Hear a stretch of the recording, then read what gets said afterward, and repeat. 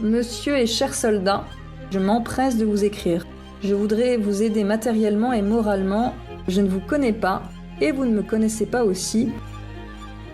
Pour moi, le bouleversement des genres, il se situe à mon sens dans le fait que la marraine, c'est elle qui mène la relation. Donc pour moi, c'est fou parce que ça voulait dire que je passais de j'arrive pas à trouver des choses à j'ai une pépite archivistique.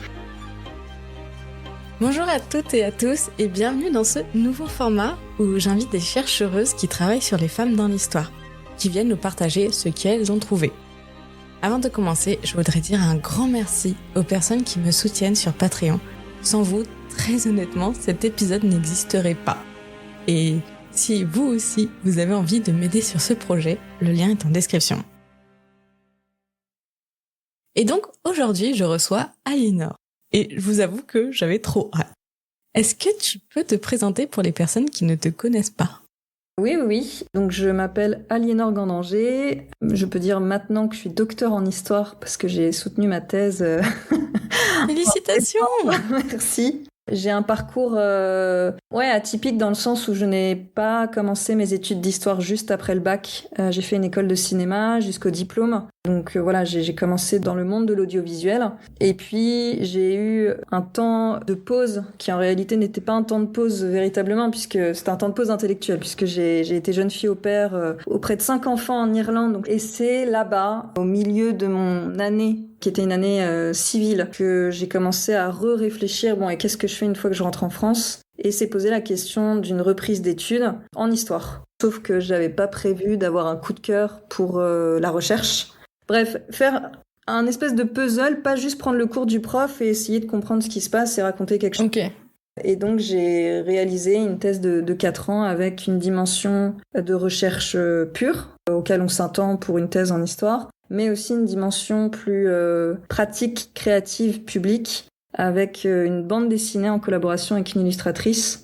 Et donc concrètement, ça voulait dire que j'étais à la fois historienne, co-scénariste, et à essayer de théoriser la pratique que j'étais en train de faire. Donc ça rend joyeux une thèse de 4 ans parce que c'est hyper dense et le sujet des marraines, il fallait que je le fasse de fond en comble. Donc voilà, pour me présenter de manière resserrée. Très bien, merci beaucoup. Est-ce que pour les personnes qui découvrent complètement le sujet des marraines de guerre, tu pourrais nous expliquer exactement ce que c'est ?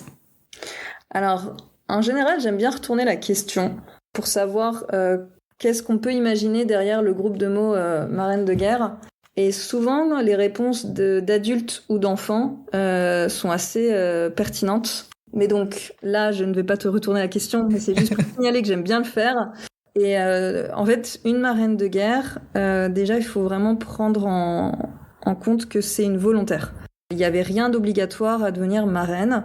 Et une marraine de guerre, c'est au féminin, donc c'était plutôt des femmes, évidemment, puisque les 3/4 des hommes étaient au front. Mais ça pouvait aussi être des hommes. Et ça pourrait faire un autre sujet de mémoire et ou de thèse, parce qu'on sait assez peu de choses sur les parrains de guerre. D'accord. Et d'ailleurs, avant que le mot marraine soit employé, il y a une des fondatrices de ce qu'on appelle le marrainage, qui a appelé les futures marraines des personnes de cœur. Donc vraiment dans cette idée de volontariat, de bénévolat. Et donc c'est mettre en présence à distance une femme du coup qui est disponible et disposée à écrire, à encourager un homme qui lui est donc assez isolé, esseulé et en rupture avec son mode de vie. Parce que certes, à cette époque-là, le service militaire était présent et à moins de réussir pour raison de santé ou à passer entre les filets, les hommes faisaient leur service militaire. Mais tant qu'il n'y avait pas la guerre, ils avaient leur vie à peu près normale. Et donc là, en tant que combattants, ils sont arrachés à leur famille, à leur pays, à leur vie. Et donc voilà, c'est cette mise en relation entre l'arrière et le front, entre une femme et un homme, et entre deux inconnus, civils et militaires, pour la faire courte. Ok, trop bien. Comment tu es arrivée sur ce sujet des marraines de guerre ? Il y a toujours une version courte et une version longue pour raconter cela. En fait, c'est très simplement une conversation avec une historienne qui s'appelle Clémentine Vidal-Naquet, qui a travaillé pendant sa thèse et après sa thèse aussi, sur les relations conjugales pendant la Grande Guerre. Et donc moi je la connaissais pas, mais donc c'était en 2018 et j'étais rentrée en contact avec elle sans piston, enfin directement, j'ai trouvé un moyen de la contacter et elle m'a répondu très vite en me proposant qu'on s'appelle. Donc j'étais là, si tous les historiens et les historiennes sont comme ça, c'est trop bien. Et donc on a échangé 1 heure à peu près et à la fin de la conversation, je lui ai posé cette question un peu naïve parce que donc 2018 on sortait de 4 ans de commémoration sur la Grande Guerre et moi de lui demander mais est-ce qu'il reste des sujets en rapport avec les femmes et la Grande Guerre. Alors parenthèse, évidemment qu'il restera toujours. J'imagine qu'il reste beaucoup, oui. Quand on avait parlé à une autre amie historienne bien longtemps après, ma question l'avait fait rire, quoi. J'étais pourquoi? Bref. Et donc c'est là où très spontanément elle m'a parlé des marraines de guerre et moi je me rappellerai toujours être très surprise parce que je pensais que ça avait été fait et refait et en fait pas du tout. Elle m'a expliqué que en fait c'était toujours en surface. Dans les bouquins, dans les articles, les marraines sont là, mais ça reste assez superficiel. Et donc, on a mis sur un plateau d'argent ce sujet qui rassemblait tout ce que je voulais trouver, analyser, comprendre, puisque oui, je voulais un sujet en rapport avec les femmes et surtout les relations hommes-femmes. La question des émotions, de la correspondance, enfin donc là il y avait tout et il se trouve que c'est la Première Guerre mondiale, donc voilà, c'est comme ça que j'ai eu la chance, le privilège de pouvoir analyser ce sujet. Alors en restant qu'en France, voir l'Hexagone et que Première Guerre mondiale. Est-ce que tu as une petite anecdote historique ou en tant qu'historienne que tu trouves un peu folle ou rigolote à nous raconter? Alors oui, quand j'ai réfléchi à une réponse à cette question, en effet, moi, c'est plus une anecdote d'historienne qui est en lien direct avec ce qu'on va discuter juste après, les marraines de guerre. En fait, quand j'ai commencé ce sujet-là, j'avais beaucoup de difficultés à trouver des correspondances de marraines et de filleules de guerre. Okay. Et à me demander mais comment je vais réussir à parler des marraines si je trouve pas de lettres de marraines. Source. Exactement. Et donc en fait, à ce moment-là, j'étais encore en Normandie et en ayant contacté les 5 départements normands, l'Orne à Alençon m'a répondu positivement en disant qu'ils avaient de la correspondance entre une marraine et plusieurs soldats. Mais moi, j'étais toujours un peu, on verra ce que ça donne, hein, parce que sur le papier, parfois, ça rend super, et en fait, t'arrives et t'as 3 lettres. Donc, voilà. Et en fait, en effet, c'était 2 cartons pleins, ne serait-ce que ça. Wow. Et donc, super surprise. Et surtout, l'archiviste était venu se présenter à moi et j'avais pris l'habitude de toujours demander d'où vient ce fonds. Bref, et donc, je lui pose cette question-là et il va chercher le classeur où il y avait la réponse. Et là, je vois que la marraine de guerre a certes été marraine de guerre et a écrit à plusieurs soldats, mais a aussi écrit ses journaux intimes pendant 20 ans de sa vie, dont les 4 ans de guerre, les 4-5 ans. C'est trop bien. Donc pour moi c'est fou parce que ça voulait dire que je passais de j'arrive pas à trouver des choses à j'ai une pépite archivistique. Et je pense que tous ceux qui me connaissent, je les saoule depuis 7 ans avec donc Yvonne Fleury. Mais voilà, c'était extraordinaire quoi. Et de commencer aussi par ça parce que j'étais jeune chercheuse, je commençais à peine et je tombe là-dessus. Enfin voilà, c'est l'anecdote que j'ai choisi de raconter pour répondre à ta question. Trop bien. Comme quoi, c'est important de tenir un journal intime ou au moins un petit journal, on sait jamais, plus tard. Ah oui. Ça fait des heureux, quoi. Complètement, oui. Ceux qui font ça encore aujourd'hui, gardez tout. Confiez-les quand vous aurez 80 ans. Mais non, ça, ce serait un autre sujet aussi, la préservation de nos sources est actuelle. On n'a pas eu besoin de faire la guerre pour raconter des choses intéressantes. Est-ce qu'on sait aujourd'hui comment cette pratique est née et qui l'a initiée, plus ou moins ou... En fait, le marrainage est la conséquence d'un des grands bouleversements des sociétés en guerre. Parce que donc, en fait, la séparation au moins partielle ou temporaire des sexes, donc vraiment homme-femme, a créé vraiment donc quelque chose. Et en fait, le fait de les séparer, il a fallu penser à des solutions concrètes et réalisables pour affronter cette souffrance masculine. Parce que donc, ils se retrouvaient vraiment éloignés. Et le marrainage a été d'abord pensé pour soit les hommes qui étaient originaires du nord et de l'est de la France, puisqu'en fait, ils venaient de régions qui avaient été envahies par les Allemands, au même titre que la Belgique, et les communications étaient coupées. Donc concrètement, ça voulait dire que pour tenir moralement, ils n'avaient pas la possibilité de contacter par lettre, bien sûr, leurs femmes, leurs mères, leurs parents, leurs enfants. Et donc, quand on a compris que la guerre n'allait pas se terminer à Noël, déjà un petit peu avant, certaines personnalités, certaines civiles se sont mis à réaliser qu'il va falloir vraiment qu'on trouve une solution pour ces hommes. Mais aussi, donc c'était pensé pour eux, mais c'était aussi pensé pour les prisonniers de guerre qui étaient dans des camps en Allemagne et ailleurs. Et donc, pareil, loin de leurs proches. Et puis là, les règles, alors je connais un peu moins, mais ils n'avaient pas forcément le droit d'envoyer autant de courriers que s'ils avaient été au front.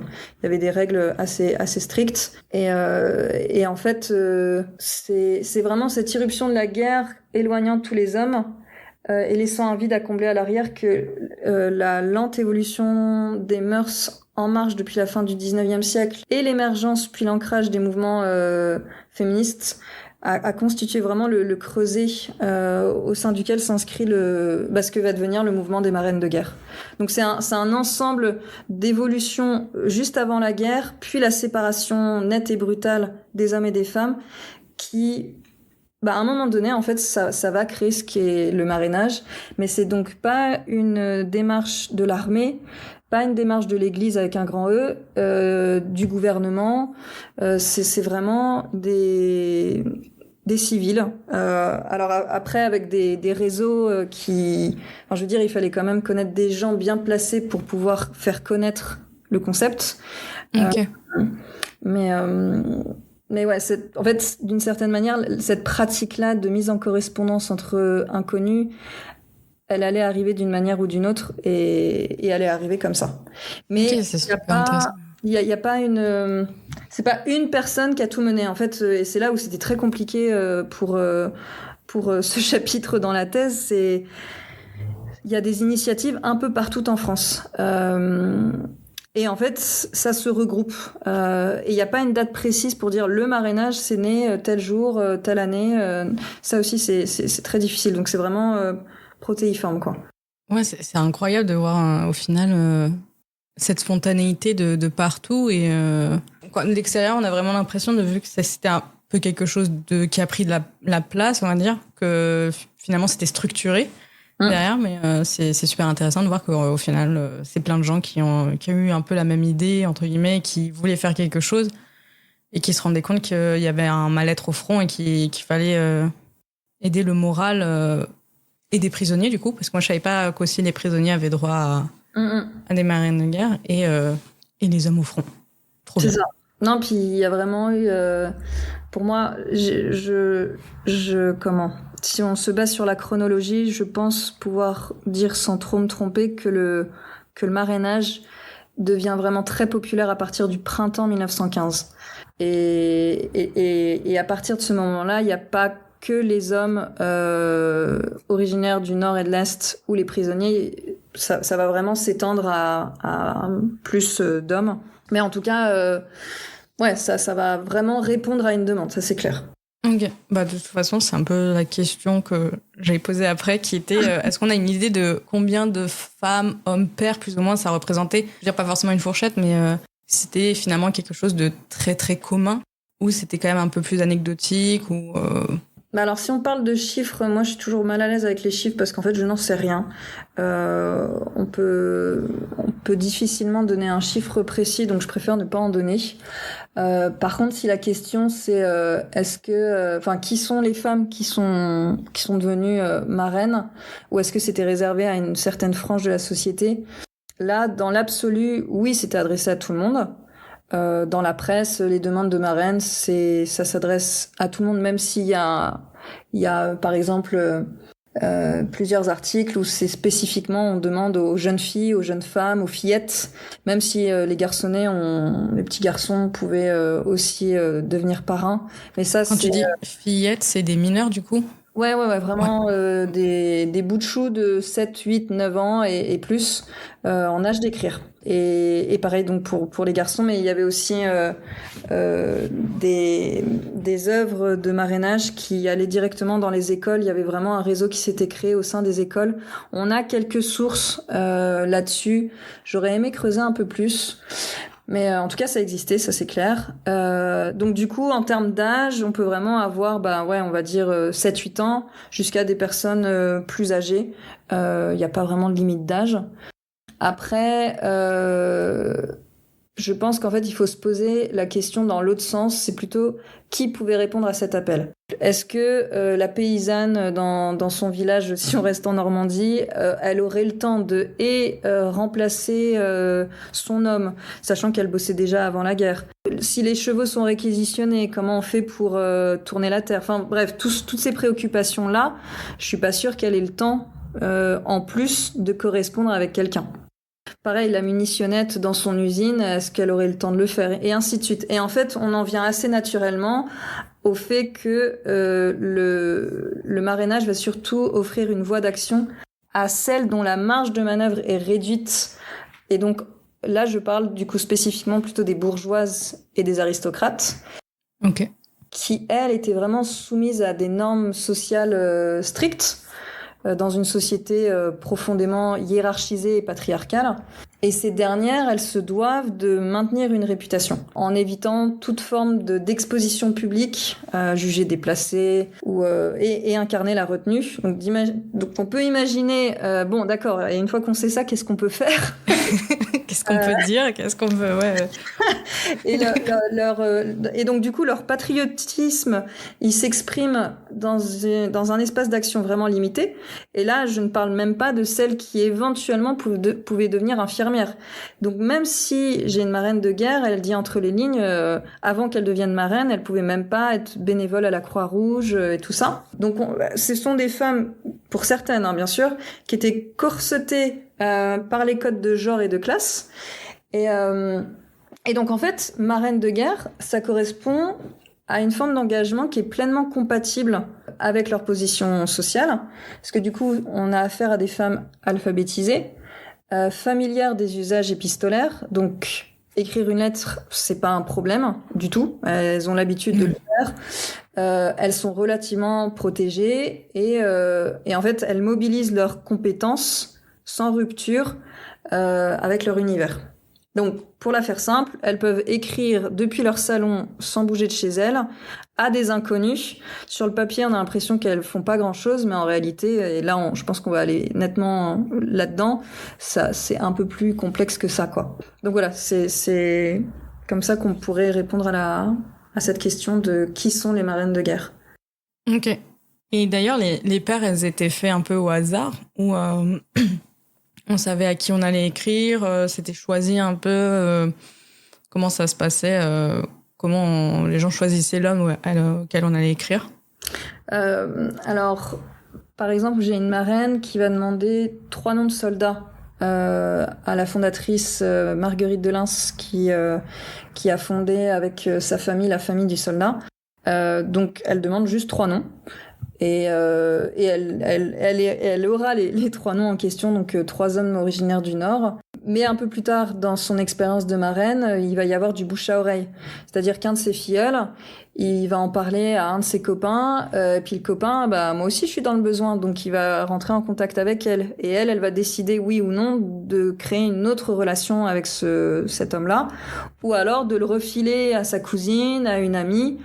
Donc soit on passait par les œuvres de charité, donc par exemple celle de Marguerite de Lens, qui est une des figures incontournables quand on s'intéresse à ce sujet des marraines de guerre, soit par la presse, répondre à des annonces, soit le bouche à oreille, soit du coup le bouche à oreille, ça peut être soit depuis le front, soit j'ai un exemple comme ça, c'était une conversation tout à fait normale lors d'une soirée, et en fait ils étaient au courant de c'était quoi une marraine de guerre, parce que alors je sais plus exactement si c'était l'arrière-grand-mère des gens avec qui je discutais, qui connaissait un combattant et qui l'avait adopté, mais ils se connaissaient déjà un petit peu avant. Mais du coup ça a créé un autre lien, c'est pas juste j'ai adopté, je dis une bêtise, le boucher du village qui est au front, et on se connaît un petit peu et donc je deviens sa marraine. Donc en fait il y a plein de manières de rentrer en relation, ce qui crée parfois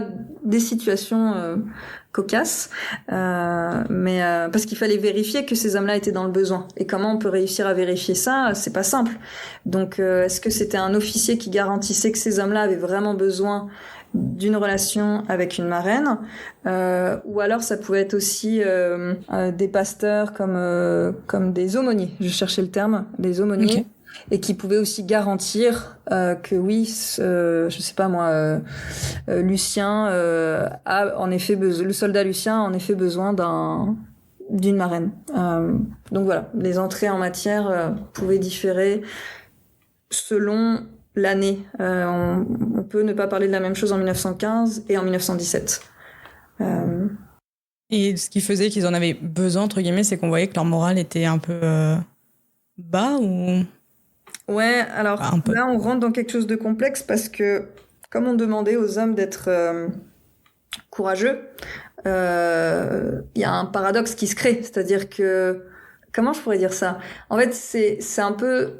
En soi, ces hommes-là n'étaient pas isolés puisqu'ils étaient en groupe, ils étaient entre camarades. Mais on peut se sentir quand même isolé au milieu des hommes, et de pouvoir s'épancher sur ce qu'on vit tout en ayant en tête l'autocensure et la censure. On se trouve dans une situation où peut-être qu'un échange avec une femme qu'on ne connaît pas va permettre de déposer des choses de manière plus ou moins subtile, dans le sens, encore une fois, censure, autocensure, mais ça pouvait vraiment créer du lien et donner un peu une raison pour tenir, quoi, pour rester courageux. Ça, c'est la manière dont je l'ai expliqué à des enfants la semaine dernière, et leur réponse était assez chouette d'ailleurs, parce qu'en fait, c'était de se dire, on est dans une situation d'isolement moral, et qu'est-ce qui pourrait nous faire du bien? C'est un ami, une amie, d'accord, mais est-ce que si c'est quelqu'un qu'on connaît ou qu'on ne connaît pas, voilà, qu'est-ce qu'on raconte? Est-ce qu'on raconte plus de choses, et de quelle manière, à sa femme ou à sa marraine? À sa sœur ou à sa marraine? Et ainsi de suite. Donc ouais, c'est accepter qu'on a besoin d'écrire, puisque en soi, on ne parle pas, on écrit. Si on a des difficultés d'écriture, il faut dépasser aussi cette honte-là. Donc il y a quand même pas mal de on a l'impression que c'est évident, mais en fait, il y avait rien de tout. Enfin, c'est pas anodin.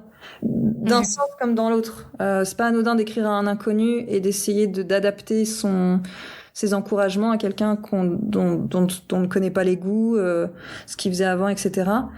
Et de l'autre côté, d'être capable de se dire, je vais peut-être trouver une source de réconfort en me mettant en relation avec la personne dont j'ai simplement un nom et une adresse. Oui, c'est souvent plus facile aussi de se confier à quelqu'un qui ne nous connaît pas, qui connaît rien de notre vie. Il y a moins de jugement, il y a plus de... C'est ça. Donc c'est... Et donc c'est comment? C'est du pari aussi, parce que il y a des relations ça a tout de suite marché malgré la distance, et puis d'autres moins. Ce serait aussi très long. C'est un peu comme le psy, quoi. Ouais, c'est un peu l'idée, ouais. Sachant qu'elle n'avait pas de diplôme pour le coup. Ouais. Mais c'est ce principe-là, c'est comparable. Finalement, tout à l'heure, tu as parlé un peu de qui étaient ces femmes, et est-ce qu'on peut savoir exactement qu'est-ce qu'elles faisaient concrètement en tant que marraine, leur rôle principal. En fait, c'est vraiment l'écriture qui est au cœur de leur mission. On a clairement perdu l'habitude d'écrire aujourd'hui, en tout cas une lettre. Mais si on revient, ça veut dire quoi écrire une lettre? Trouver du papier, trouver du temps, trouver de l'inspiration, savoir trouver les mots justes pour réconforter. Et là, je rebondis sur ce que j'ai dit juste avant. Elles n'ont pas de diplôme en psychologie. Donc elles ont toute leur bonne volonté. Peut-être que certains sont croyantes, donc elles s'appuient sur leur foi, sur leur patriotisme. Mais c'est vraiment, et moi c'est ce qui m'a vraiment étonnée, c'est à quel point elles ont réussi à tenir des mois et ou des années à toujours écrire. Et écrire une lettre, voilà, on écrit une lettre, on est content, mais au bout de 100 lettres, qu'est-ce qu'on continue à raconter et tout ça, quoi. Donc je pense que vraiment le rôle principal, c'est cette quête d'inspiration, c'est leur quotidien, elles, et en même temps, est-ce que ça va être bien entendu par le soldat qui n'a pas du tout cette vie-là. Pour être plus concrète, il y a des marraines qui, l'été 1915, l'été 1916, elles partaient en vacances. Est-ce que un soldat qui, ça fait 2 ans qu'il a pas vu sa femme et ses enfants, qui est dans la boue, ou alors s'il est pas dans la boue, il s'ennuie et il lit une lettre d'une femme qui part en vacances 2 semaines à la mer, ça fait quel effet Enfin, je veux dire, c'est ça aussi. C'est assez complexe. Et l'autre chose qu'elle pouvait faire, c'était pas le cas de toutes les marraines, mais c'était d'envoyer des colis. Ok. Aussi simple que ça ne paraît, mais que ça puisse paraître, pardon, mais il faut connaître les goûts. Si ça se trouve, le soldat, il aime pas du tout le chocolat, donc ça n'a pas de sens d'envoyer du chocolat. C'est un gros fumeur, donc il faut du tabac. C'est l'hiver, est-ce qu'on envoie des chaussettes? C'est l'été, est-ce qu'on envoie des caleçons propres? Enfin voilà, c'est s'adapter en permanence. Et il y avait toute une logistique, et là je parle même pas de l'aspect financier, pour pouvoir transmettre ce dont les soldats avaient besoin. Alors, faut pas oublier quand même que l'armée, avait aussi son rôle à jouer pour que les hommes aient ce qu'il faut. Mais les colis des marraines, c'était pas un petit bonus. Donc voilà, c'est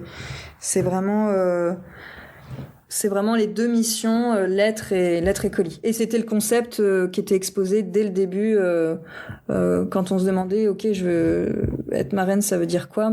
C'était ça en fait. S'ingénier à envoyer des douceurs, des vêtements, des comment je pourrais dire ça? Des petits cadeaux, quoi. C'est ça, mais de l'utile. Et puis surtout, c'était écrire souvent, des lettres affectueuses pour reprendre les termes qui étaient employés. Et du coup, les marraines aussi, elles s'auto-censuraient sur des choses ou pas, quoi? Il y avait des choses dont elles n'avaient pas le droit de parler ou, entre guillemets, même si c'est pas officiel, mais déjà, des règles un peu. Ouais. Non, ta question est intéressante parce que je pense qu'il faut se rappeler que les relations hommes-femmes, c'est pas du début du XXe siècle ne sont absolument pas celles d'aujourd'hui. Donc forcément, déjà selon l'âge qu'on a, si on s'adresse à un homme du même âge que soi, un jeune homme ou un homme plus âgé, je pense qu'il y avait des sujets qui pouvaient ne pas être exposés. Est-ce que ces lettres, est-ce que par exemple une marraine, je sais pas, une marraine de 18-20 ans, elle était seule à gérer sa correspondance, ou est-ce que sa mère ou ses parents avaient un droit de regard là-dessus? Est-ce qu'on disait mon cher filleul, le mon? Bon, est-ce que c'est un peu trop proche, un peu trop affectueux? Donc il y a plein de choses comme ça où oui, j'imagine que je pense qu'on peut ne pas se tromper en disant qu'il y avait des sujets qui étaient pas trop évoqués, quoi. Mais bon, ça c'est pas simple de répondre à cette question avec précision. Oui, ok. Et d'ailleurs, est-ce que toi tu as t'es tombé sur une lettre qui t'a particulièrement touchée J'ai bien aimé cette question parce que je fais partie des historiens et des historiennes sentimentales. Il y a beaucoup de lettres qui m'ont touchée, surtout quand on a accès aux toutes premières lettres. Vraiment la lettre qui dit, qui se présente et qui demande. Alors si je suis combattant, je voudrais une marraine, ou l'inverse. Et cette envie de créer du lien, créer du sens dans cette violence. Moi, je prends vraiment pas pour acquis les lettres. En fait, on pourrait croire que c'est toujours la même chose, toujours le même schéma, mais en fait, je reste très réceptive à ces lettres, à la manière dont on se mettait en scène. Mais si je devais mentionner qu'une seule lettre, c'est celle du 23 avril 1915, pour donner une date très exacte, de Léonie, qui était femme de pasteur. Son mari, d'ailleurs, était au front. Ils avaient 2 filles en bas âge, et elle se met en lien, elle entre en correspondance avec Joseph, qui a une petite vingtaine d'années, et ils vont s'écrire tout le temps de la guerre. Ils vont pas se rencontrer pendant le temps de la guerre. Et là, cette correspondance-là est très riche, et la première lettre est vraiment annonciatrice de l'amitié qui va naître entre ces 2 individus-là.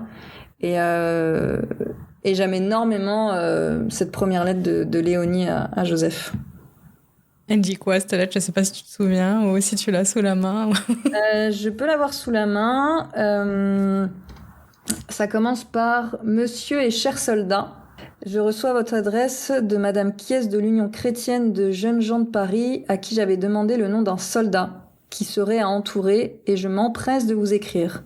Je voudrais vous aider matériellement et moralement autant qu'il est en mon pouvoir et dans la faible mesure de mes modestes ressources pécuniaires de le faire. N'ayant pas très bien pu lire votre nom, je viens d'abord vous le demander, car je ne voudrais pas que mes paquets se perdent. Voici une enveloppe et du papier. Vous n'aurez qu'à écrire lisiblement votre nom et vous en remercie d'avance. » Donc ça, c'est vraiment le début. Et moi, ce que j'aime beaucoup, c'est la suite où elle dit « Je ne vous connais pas et vous ne me connaissez pas aussi. Comme nous sommes appelés à nous écrire quelquefois, je tiens à me présenter à vous. » Et donc là, elle se décrit, etc. Et je trouve ça, en fait, hyper touchant. Enfin, comment on se dit un jour... là, la situation est évidemment très, très particulière, mais... Elle a une vie assez dense, une vie d'épouse, une vie de maman, une vie de femme de pasteur, donc ça veut dire être proche des habitants de son village. Et en plus, elle se dit, tiens, et pourquoi pas me mettre en lien avec un homme dans le besoin? Allez, on rajoute ça dans ma vie bien remplie. Et je trouve ça hyper touchant, en fait. Faudrait vraiment... pas être un énorme sentimental pour pas être ému, quoi. Enfin, je sais pas, moi ça me... Oui, mais j'avoue que là, ça me donne envie de passer ma journée à lire des lettres comme ça, voir les correspondances, quoi. Je comprends que t'aies voulu faire une thèse dessus une fois. Ouais. Et je me suis vraiment jamais lassée. Enfin, j'avais réussi à rassembler autour de 2000 lettres. J'ai dû m'arrêter un peu avant, mais c'est parce que dans le bon sens du terme, on m'a conseillé, là, je pense que t'as fait le tour. Je crois que j'ai lu 1943 lettres et je te parle même pas des cartes postales. Mais moi, si j'avais pu lire tout ce que j'avais trouvé, je l'aurais fait, quoi. Ouais. Mais bon, il m'aurait fallu un peu plus de 4 ans de thèse. Je comprends. Donc j'ai vraiment gardé cette joie de la première lecture, en fait, cette joie de la recherche pure. Je l'ai gardée. Je suis pas rentrée dans... Je suis blasée de lire des lettres de soldats à des marraines. Et du coup, il y a souvent eu des romances qui se sont créées par rapport à ces lettres, notamment, ou...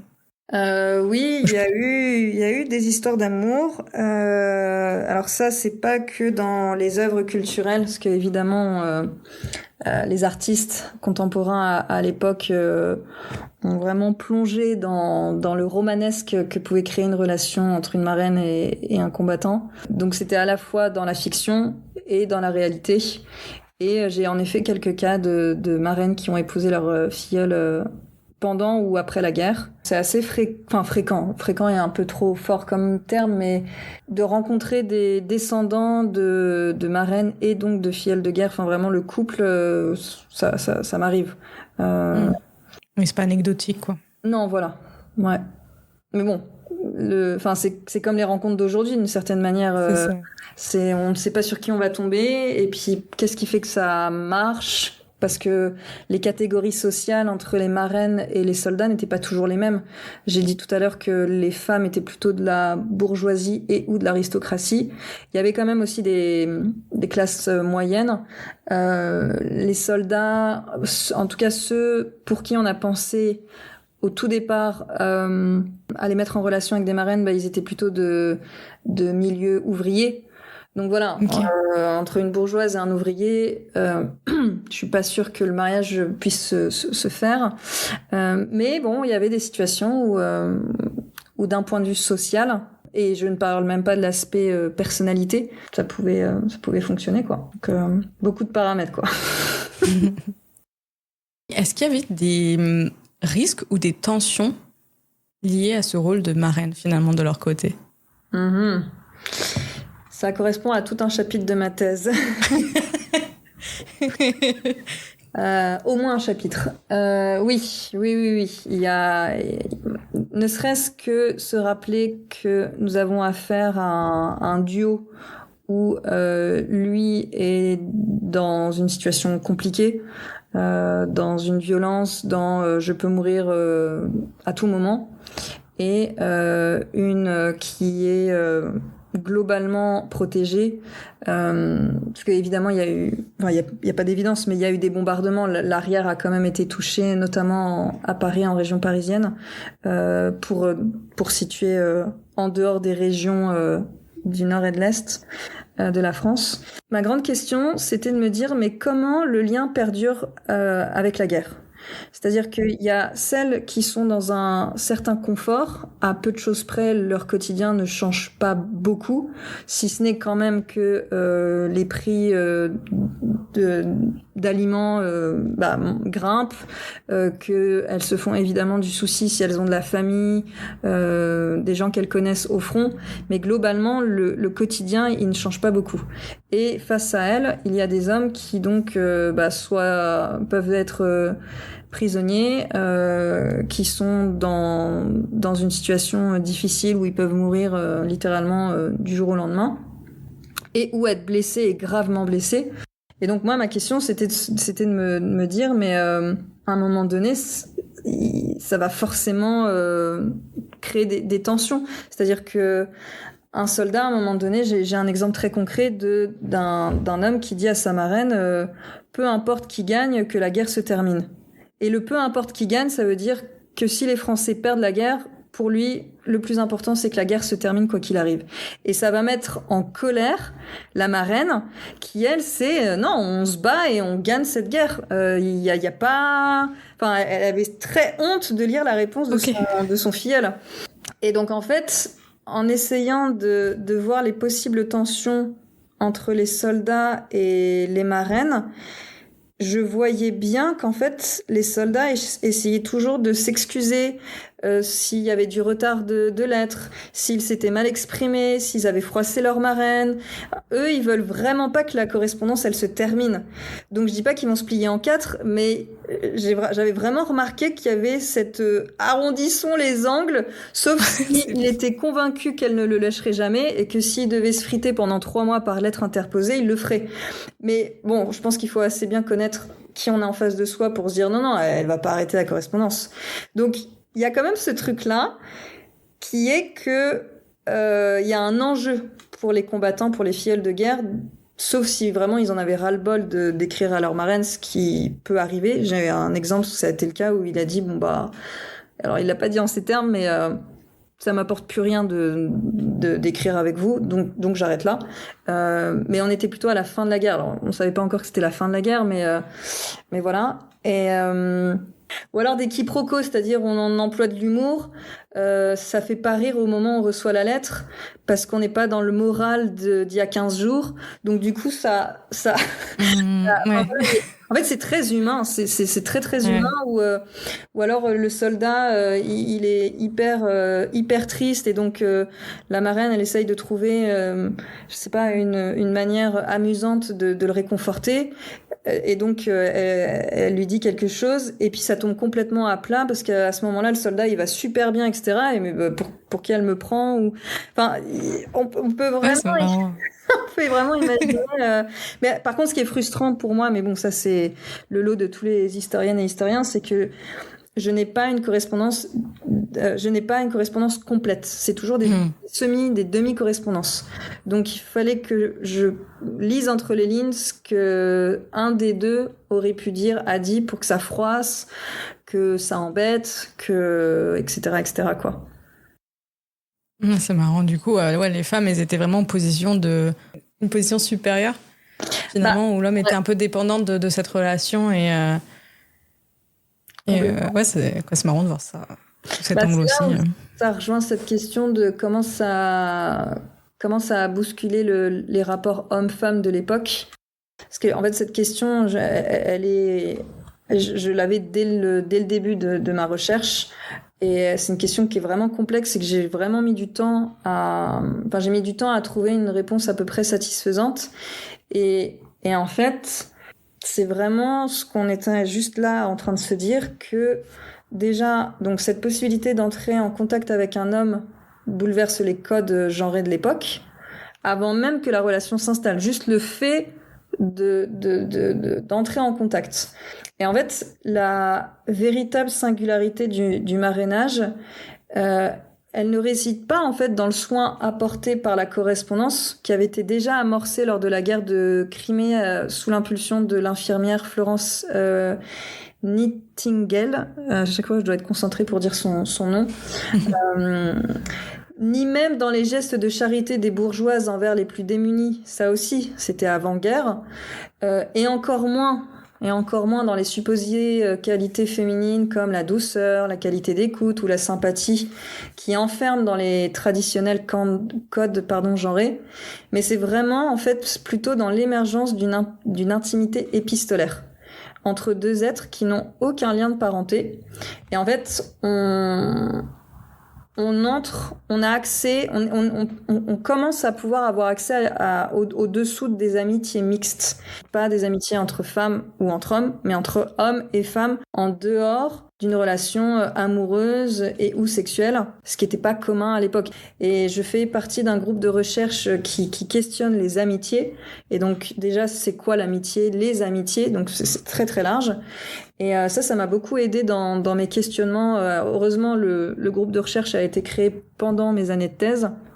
Et en fait, l'agentivité, donc c'est la capacité d'agir de la marraine, elle s'inscrit précisément dans cette dynamique relationnelle, car c'est elle qui, dans une grande majorité, va mettre la distance adéquate, selon ses propres critères, va permettre l'usage d'adjectifs affectueux ou non, va autoriser la proximité des échanges et des confidences, et va en particulier dans les circonstances de la guerre alimenter la relation pour garantir une certaine pérennité. Donc pour moi, le bouleversement des genres, il se situe à mon sens dans le fait que la marraine, c'est elle qui mène la relation.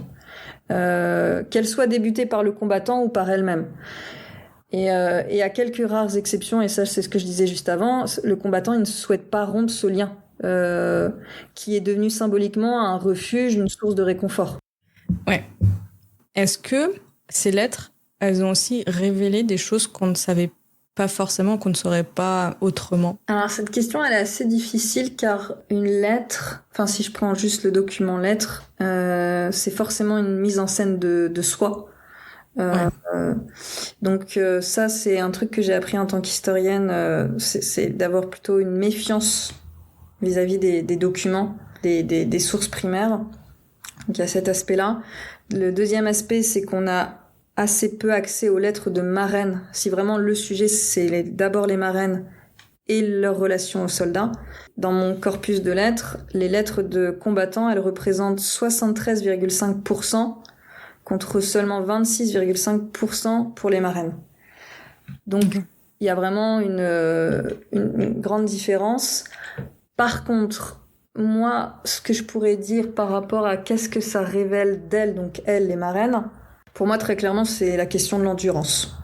Ce désir de pérennité et ce temps long à traverser ensemble jusqu'à ce que la guerre se termine. Je pense que là, pour le coup, je prends pas de risque en disant ça. Ça révèle quand même une force de caractère, je dirais. Et pour toi, c'est principalement pour du patriotisme ou tout est mêlé parce que oui, en effet, on pouvait être une marraine pouvait être patriote, croyante, mais aussi juste un être humain qui a envie de réconforter un autre être humain. Aussi basique que ça puisse être.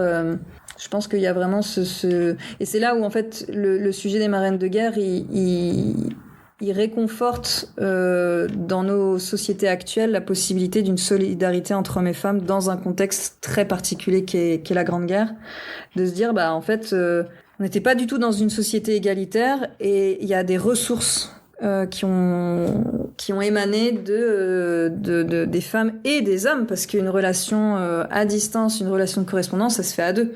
Donc comment on se réconforte l'un l'autre, parce que là on parle des marraines qui réconfortent les soldats, mais ça pouvait être aussi dans l'autre sens. Et en fait, plus elles entraient ces correspondances, plus on avance et on peut les suivre, et plus on se rend compte que l'intimité, elle peut arriver à un stade où le combattant peut aussi réconforter sa marraine sur des sujets qu'elle traverse dans sa vie, dans son quotidien.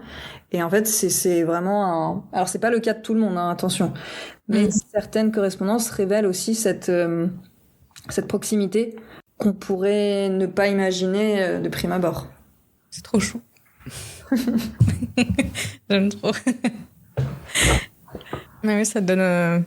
Si un jour tu sors un livre avec juste les correspondances, tu as déjà une acheteuse potentielle dessus.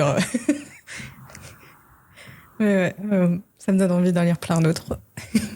Je pourrais répondre à cette demande bientôt. Ah, trop bien. Ça tease. Trop bien. Qu'est-ce qui leur est arrivé à toutes ces paires de marraines et de soldats après la guerre? En fait, quand la paix est revenue, les existences semblent vraiment se réinscrire dans le fil ordinaire, c'est-à-dire que on se marie, on a des enfants, on les élève, on travaille. Et là, pour le côté des marraines, on pourrait se dire qu'il n'y a pas vraiment de lien apparent avec l'expérience épistolaire vécue pendant les 4 ans, et se demander qu'est-ce qui reste de cette intensité affective. C'est une question, j'ai encore du mal à y répondre. J'avais essayé de prendre 4 marraines parce que j'étais en relation avec leurs descendants majoritairement directs, et essayer entre les souvenirs qu'elles ont de leur grand-mère et moi, ce que j'ai pu comprendre dans les correspondances, est-ce qu'on peut réussir à voir ce que cette expérience de marraine a apporté de visible, ou est-ce que c'est complètement insaisissable? Donc la question reste ouverte. Mais globalement, les marraines ont repris leur quotidien. Et les soldats, pour le coup, eux, ça va être un peu plus difficile parce que ils sont passés du tout au tout. Et ils ont perdu des années, soit de métier, soit dans leurs études. Donc c'est remettre du sens dans leur vie une fois qu'on a traversé la guerre. On peut revenir de la guerre en n'étant pas blessé physiquement, mais psychologiquement. Enfin voilà, c'est très très complexe. Et donc, et malheureusement, je perds trace. Souvent, on perd trace de ce qu'ils deviennent. Ouais, c'est la vie ordinaire qui reprend d'une manière ou d'une autre, en fait. Okay. Et certains vont partager leur expérience, d'autres pas. Mais ça, c'est pas juste pour les marraines et les filleuls de guerre. C'est commun à tous les contemporains de la guerre. On a des traces d'hommes, par exemple, qui reviennent du front, justement, qui sont encore traumatisés, qui vont continuer à avoir besoin de ces marraines. C'est Même une après bonne ça. question. Alors moi, je me suis arrêtée au début des années 20. J'ai un exemple. C'est une marraine qui avait 9 ans en 1916, qui va rentrer en correspondance avec un soldat. Le soldat, en question était déjà en correspondance avec sa grande sœur, donc la grande sœur de cette petite fille. La guerre se termine, il survit, il rentre chez lui en Belgique. Et en fait, elle va continuer à désirer, à correspondre avec lui. Et il va voir le bienfait que ça lui apporte. Il va se passer 1 an et demi sans correspondre. Et puis, avec la nouvelle année, alors je crois que c'est l'année 1921, elle doit lui envoyer une lettre ou une carte en lui souhaitant la bonne année. Et il est hyper surpris qu'elle se souvienne toujours de lui. Et en fait, va reprendre une correspondance d'après-guerre. Et ça va vraiment beaucoup l'aider, d'autant que ce soldat, il va mourir des suites des gaz asphyxiants. Parce que il y a ceux qui sont morts pendant la guerre, mais ceux qui vont mourir après-guerre à cause de la guerre. Et ce soldat-là, c'est le cas. Et en fait, cette marraine, ex-marraine, va l'accompagner jusqu'à la fin de sa vie, ce qui est assez tragique, bien sûr. Mais après, voilà, j'ai pas d'autres exemples en tête. Je suis pas allée sur ce terrain-là, qui, à mon sens, est assez intéressant aussi, je pense. Alors finalement, qu'est-ce qu'on peut apprendre aujourd'hui? En tout cas, toi, tu dirais que qu'est-ce qu'on peut apprendre de ces femmes-là aujourd'hui? Et qu'est-ce qu'on peut apprendre de ces femmes-là aujourd'hui? Déjà, c'est idiot ce que je vais dire, mais qu'elles ont déjà existé, que ce rôle a existé. Parce que c'est vrai que quand on me demande sur quoi je travaille et que je dis les marraines de guerre, c'est quoi une marraine de guerre? Donc déjà qu'il y a eu ce rôle-là et que elles ont fait partie des moyens pour tenir le temps long de la guerre. Est-ce que tu écris des lettres finalement pour tes proches? J'ai toujours écrit des lettres. Après, la difficulté, c'est de trouver des gens qui ont envie de répondre aux lettres, qui ont envie de prendre le temps d'écrire une lettre. Mais moi, j'adore ça. Et je suis tombée dedans très, très, très tôt. Mes premières lettres, j'avais 7-8 ans. Après, on n'est vraiment plus dans une époque où on prend le temps d'écrire des lettres. Moi, si quelqu'un a envie d'avoir ce rituel-là...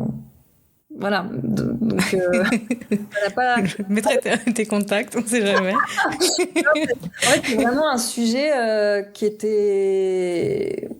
je crois beaucoup au fait qu'on n'arrive pas sur ces sujets de recherche. En tout cas, moi, c'est comme ça que je le ressens. On n'arrive pas sur des sujets un peu comme ça par hasard. Tiens, le sujet est dispo. Est-ce que j'ai envie de le faire? Oui, non. Non, moi, ce sujet-là, il m'habite. Il m'anime, il m'habite et je suis pas prête de le terminer. C'est pas parce que j'ai fait 7 ans sur les marraines que je vais m'arrêter là. Bon, ça c'est bon, ça reste dans une bibliothèque où personne ne lira ce que j'ai fait et pas dans le sens c'est intéressant ce qu'Aliénor Gandanger a fait. Non, c'est vraiment faire comprendre ce sujet des marraines. Du coup, tu continues à creuser le sujet? Ce désir d'un colloque avec 3 historiennes qui aura lieu de ce mois-ci, du coup, au mois de juin, les 17 et 18 juin. Et c'est une discussion que j'avais eue avec une d'elles, Claire-Lise Gaillard, qui, elle, a travaillé sur le marché de la rencontre au 19e et 20e siècle.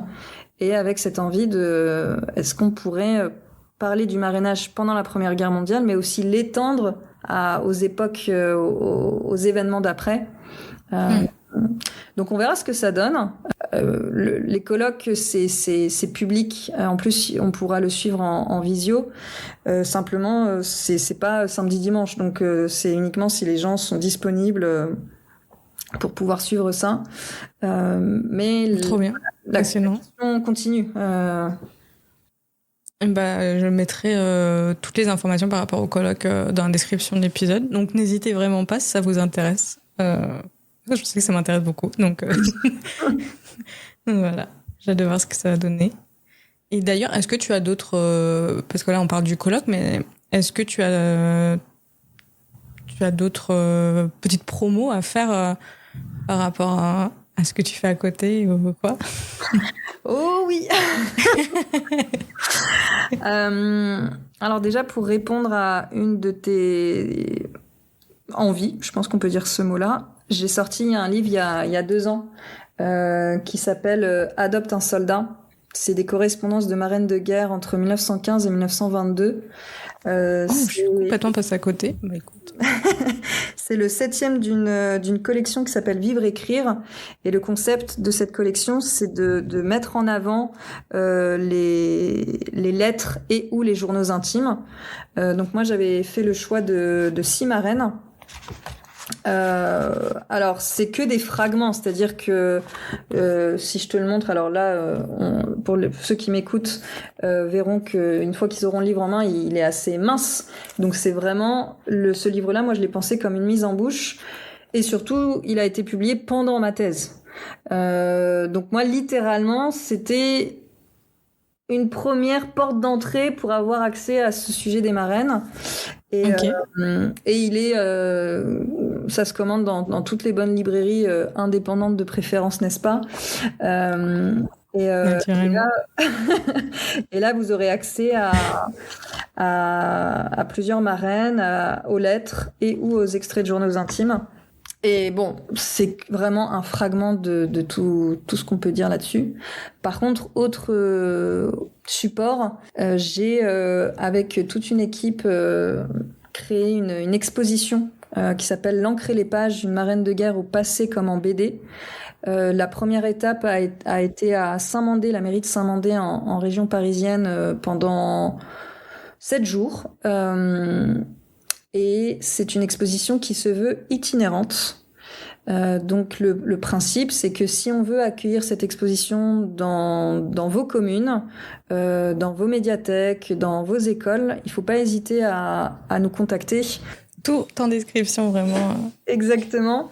Et en fait, ce qui est super, c'est que j'ai pu faire une permanence de cette exposition-là pendant ce temps-là, et d'avoir vraiment des retours vraiment chaleureux et encourageants. Et ce que j'ai vraiment remarqué, c'est que j'ai donné fin à ce sujet.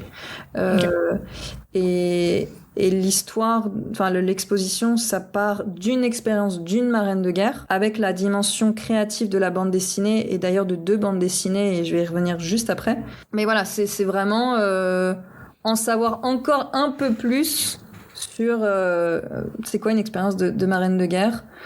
Et il n'y a pas de date limite, c'est-à-dire que cette exposition, si elle tourne évidemment cette année, d'ici la fin de l'année, ce serait génial. 2027, 2028, voilà, c'est à vous de vous emparer de ce sujet et de pouvoir mettre les roll-up, les panneaux d'exposition là où vous le souhaitez, avec, si vous avez envie, alors moyennant finance, bien sûr. On n'a pas rien sans rien.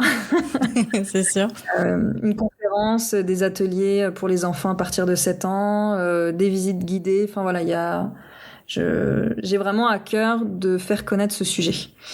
Et pour les plus jeunes, il y a en ce moment la précommande d'une bande dessinée jeunesse qui s'appelle Sidonie, petite marraine de guerre, à partir de 6-7 ans. Et pareil, ça sera sur le même lien en description. Et j'ai pu tester l'histoire auprès d'une quarantaine d'élèves entre 7 et 9 ans. Ça a plu autant aux filles qu'aux garçons. Il y a vraiment une curiosité, une envie. J'ai vraiment eu le privilège d'avoir des retours d'enfants. On n'a pas d'éditeur, mais par contre, on a des retours d'enfants, et je crois que c'est ça le plus important.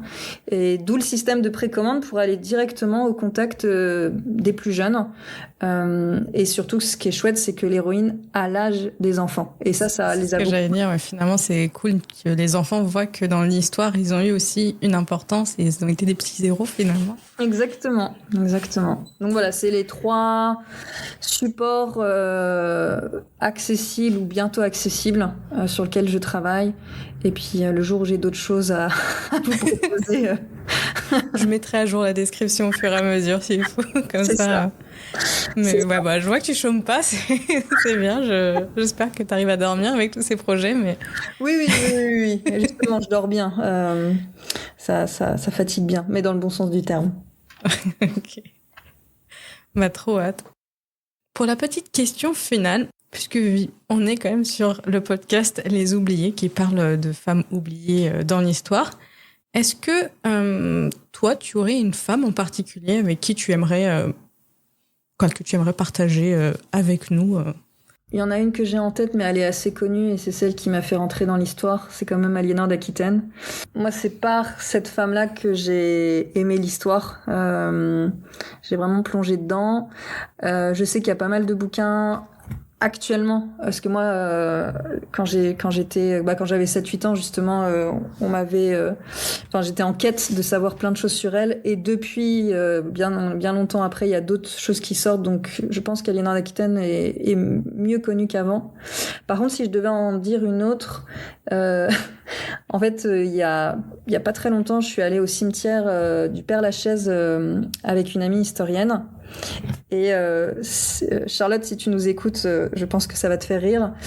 On voulait absolument aller voir la tombe de Hubertine Auclair, qui est une des premières féministes de la première vague en France. Et on arrive vers sa tombe, et en fait, on voyait les gens dos à sa tombe. Parce qu'en face, et j'ai rien contre lui, il y avait Honoré de Balzac.